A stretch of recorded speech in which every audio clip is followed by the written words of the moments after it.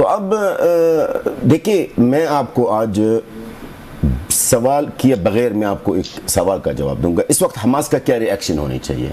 میری خیال میں اس وقت حماس اس پوزیشن میں نہیں ہے کہ وہ ان کا کوئی سخت رد عمل ہو. حماس 10 مہینہ سے اکیلا لڑ رہا ہے اور ان کے پاس جو وسائل ہیں یقیناً اس میں کمی کیا شاید ختم ہونے والے ہوں گے.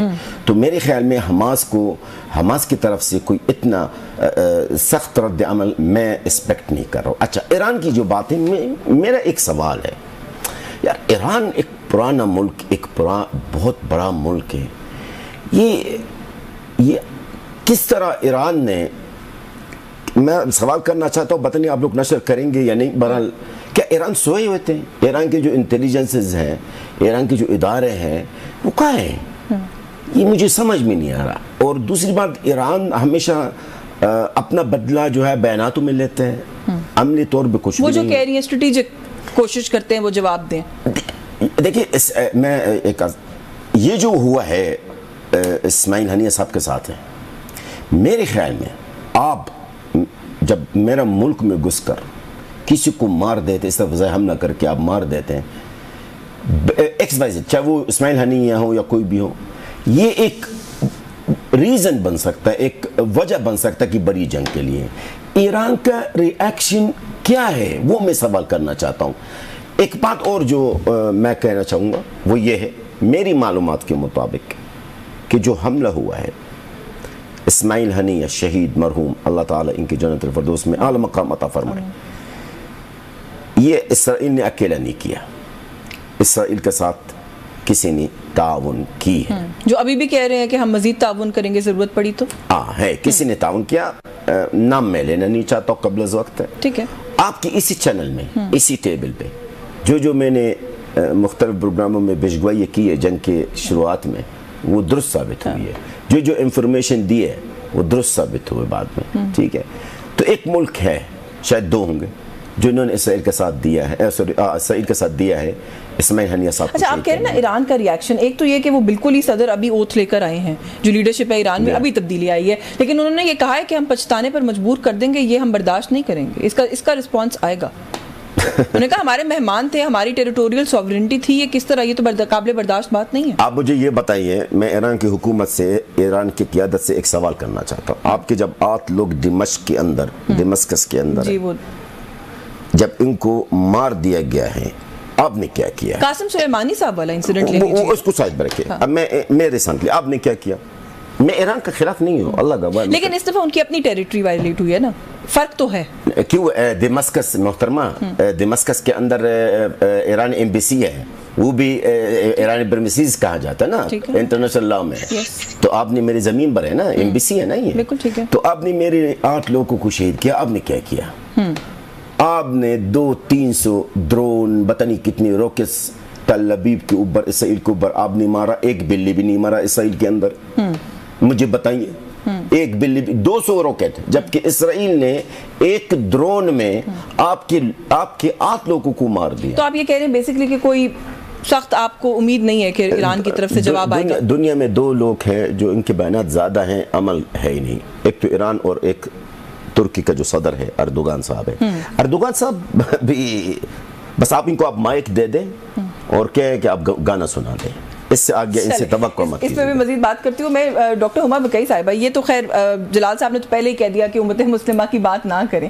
مجھے تھوڑا سا یہ بتائیں، OIC، اقوام متحدہ، یہ سوال جب بھی کوئی اس طرح کی چیز ہوتی ہے ہم پوچھتے ہیں. خیر اقوام متحدہ کا کردار تو ہم پچھلے 10 ماہ سے پوچھ رہے ہیں کہ کیا ہے. آپ کو نہیں لگتا کہ کچھ ایکٹیویٹی کم سے کم وہاں پر نظر آنی چاہیے تھی کہ قطر نے الگ سے مذمت کر دی، کسی اور اسلامی ملک نے الگ سے مذمت کر دی، وہ یونٹی نظر نہیں آتی اور بات پھر وہیں آ جاتی ہے جو جلال صاحب نے کہا کہ امت مسلمہ شاید ایگزسٹ نہیں کرتی. یہ ایک ٹرمینالوجی ہے جو بس استعمال کی جاتی ہے جس for the sake of it. دیکھیے میں وہاں تو جلال صاحب سے ڈس ایگری نہیں کروں گی. مجھے تو نہیں لگتا کوئی مسلط امہ سوٹو سے ہے. اگر آپ عرب پالیٹکس دیکھیں تو وہ تو خود کہتے ہیں that we are Arabs first and we are Muslim second. اور جو آپ اگر 9 اکتوبر کے پہلے کے حالات دیکھیں تو ابراہیم ایکارڈز ہو گیا تھا, بہت سارے ممالک بشمول پاکستان ورچ پہ کھڑا تھا اسرائیل کو ریکگنیشن دینے کی. تو اتنی تو آپ بات مانیے کہ پیلسٹینینز نے اپنا خون دے کر, اپنی عورتوں اور بچوں کی جانیں دے کے, ملک کی تباہی بالکل ہونے کے بعد, جگہ کی تباہی ہونے کے بعد, یہ تو ضرور حاصل کیا ہے کہ اس وقت پیلسٹینین ایشو گلوبل ایجنڈے پہ ٹاپ کے اوپر ہے. اور کچھ یورپین اسٹیٹس بھی ہیں جنہوں نے پیلسٹائن کو اسٹیٹس دیا ہے ایک اسٹیٹ کا. جو ایران سے اسٹیٹمنٹس اگر ٹوٹلی ایمٹی ہوتے یا ان کی کوئی اہمیت نہ ہوتی تو میں نہیں سمجھتی کہ اتنا ایسکلیشن آف ٹینشنز ہوتی ویسٹرن گلوبل کیپٹلز میں. فار ایگزامپل فلپینز میں تھے امریکن ڈیفینس منسٹر اور ڈیفینس سیکرٹری, اور انہوں نے وہاں سے بالکل واضح طور پہ اسٹیٹمنٹ دیا کہ یہ ایسکلیشن نہیں ہونی چاہیے, لیکن اگر اسرائیل پہ اٹیک ہوا اور if Israel comes under attack تو ہم اسرائیل کا ساتھ دیں گے, اسرائیل کو بچائیں گے. وہ ابھی بھی کہا ہے بالکل. جی بالکل. اس کا مطلب یہ ہے کہ ایکسپیکٹڈ تو ہے کہ ایران کی طرف سے کوئی ریاکشن آئے گا. دیکھیے اس سے جو یہ حلف برداری ہو رہی تھی, اس سے پہلے جو ہیلی کاپٹر گرا تھا ایرانین پریزیڈنٹ کا, اس پر بھی سوال اٹھے تھے, پھر پر وہ سوال دب گئے تھے.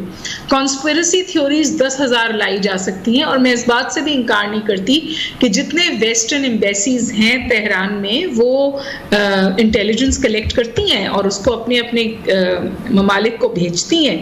یہ بات بھی بالکل صحیح ہے, اور ہو سکتا ہے کہ کوئی انٹرنل فیسیلیٹیشن ہو کہ یہ ہو گیا, لیکن جو میسج اسرائیل دینا چاہتا تھا وہ تو اس نے دیا نا جی. 3 چیزیں اس نے بالکل واضح طور پہ بتائی ہیں.